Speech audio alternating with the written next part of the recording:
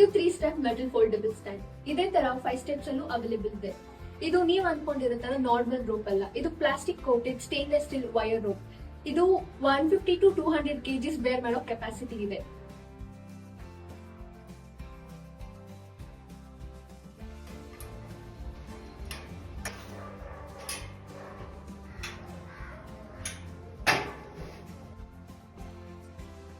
ಈ ಸ್ಟ್ಯಾಂಡ್ ಜೊತೆ ನಿಮ್ಗೆ ಅಟ್ಯಾಚಬಲ್ ಬ್ಯಾಕ್ ಡ್ರಾಪ್ ಫ್ರೇಮ್ ಕೂಡ ಬರುತ್ತೆ.